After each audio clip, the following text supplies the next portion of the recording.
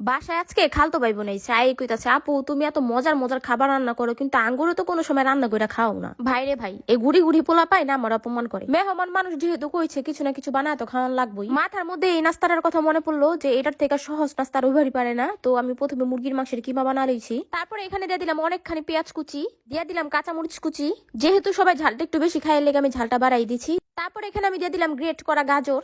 আপনারা চাইলে গাজরটা নাও দিবার পারেন, কিন্তু আমার কাছে মজা মজা লাগে তো এর লেগে আমি দিচ্ছি। তারপরে এখানে আমি দিয়ে দিলাম পরিমাণ মতো লবণ। মাংসের পরিমাণটা যেহেতু একটু বেশি এর লেগে আমি এখানে 4 চামচের মতো সয়া সস দিচ্ছি। দিয়ে দিচ্ছি পরিমাণ মতো আদা রসুন বাটা, দিয়ে দিলাম 4 থেকে 5 চামচের মতো তেল। আপনারা তেলটা চাইলে গরম করে দিবার পারেন, কিন্তু আমি কাঁচা তেলটা ইউজ করছি। তো মাখামাখি করার মাঝখানে আমার মনে পড়লো আমি তো এখানে টমেটো সস দিই নাই, তো এর লেগে আর একটু টমেটো সস দিলাম। টমেটো সসটা না দিলে সমস্যা নাই, কিন্তু দিলে একটু মজা মজা লাগে। তারপর এটা সুন্দর করে মাখা জাকা করে লমু। এখন এটা ম্যারিনেট হইবে লেগে রেখে দিব আপনার 20 মিনিটের মতো। এই যে দেখেন কি সুন্দর লাগতেছে, মনে হচ্ছে কাঁচা মাংসটাই খায় ফেলাই, কিন্তু কাঁচা মাংসটা খাওয়া চলবো না, এটা আমরা রান্ধুম।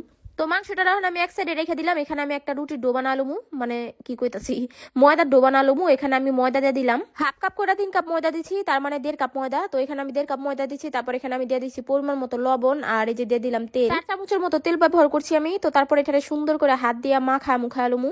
এখন আমি এখানে ঢেলে দিব পানি, আর এখানে কিন্তু আমি নর্মাল পানিটা ইউজ করছি। পানিটা দিয়ে আমি ওখানে শক্ত করে একটা ডো বানালুমু। আর আমার আশেপাশে হইলো আমার খালাতো ভাই বোন গুলো বয়ে রয়েছে যে কোন সময় বানামু কোন সময় খাইবো, সবগুলাই আমার মতো খাওয়ার পাগল বুঝছেন। তো এখানে আমার ময়দার ডোটা বানানো শেষ। আমি এখানে ওখানে হালকা একটু তেল মালিশ কইরা 10 মিনিট লেগে রেস্টে রেখে দিমু। এই যে দেখেন 10 মিনিট পরে কিন্তু ময়দার ডোটা অনেকখানি নরম হয়ে গেছে, গাই যে হাত দিয়ে গুতায় গুতায় আপনাকে দেখাইতাছি। ওখানে ময়দার ডোটা আমি শেষবারের মতো মুইথালুমু। তারপরে এই যে ছোট ছোট করে গোল গোল করে রুটি বানালুমু। ও আপনাকে তো আমি কই না আজকে কি বানাইতাছি দেখছেন, আমি কি বলত।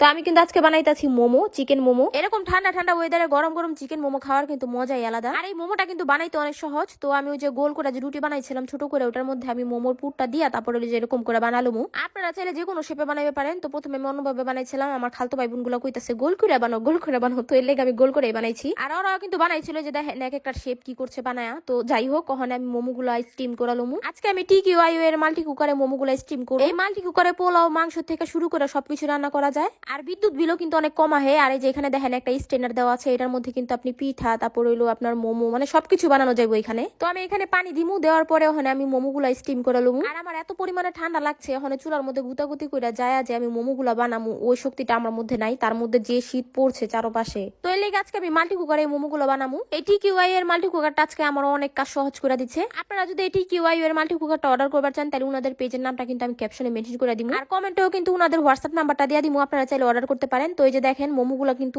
অনেক সুন্দরভাবে স্টিম হয়েছে, মাত্র 15 থেকে 20 মিনিট সময় লাগছে। মানে এত পরিমাণ ঠান্ডা পড়ছে যে হাতের মধ্যেও কিন্তু গরম লাগতেছে না। আমি একটা একটা করে মোমো গুলো নামা নিলাম। আর এই ফাঁকে কিন্তু এই মজাদার মোমো সসটা আমি বানানিছিলাম। এইটার রেসিপিটা যদি লাগে তাহলে অবশ্যই কমেন্ট করবেন। তো আমি গরম গরম মোমো গুলো ওখানে সবাই বাইরে বাইরে দিমু। এর আগে আপনাকে একটা ভাঙ্গা দেখাই। তো আমি প্রথমে এই সস গুলো একটু সুন্দর করে চারপাশে দিয়ে দিলাম, সরি মোমোর উপরে দিয়ে নিলাম। কি কইতাছি না কইতাছি ভাই, আমার ঠান্ডা এত মাথা ব্যথা করতেছে যে আমি কি কইতাছি না কইতাছি নিজেও জানি না। তো একটা মোমো আপনাকে ভাঙ্গা দেখাই, যে দেখেন মানে কতটা সুন্দর হয়েছে ভিতরটা। আর এই সসের মধ্যে ডিপ করে খাইলে তো কোনো কথাই নাই। এই মোমোটা খায় কিন্তু আমার ভাই বোনরা অনেক প্রশংসা করছে। তো যাই হোক, আজকের এই ভিডিওটা এই পর্যন্তই ছিল। আপনারা কিন্তু অবশ্যই বাসায় ট্রাই করবেন। তো আজকের জন্য আল্লাহ হাফিজ, বাই বাই।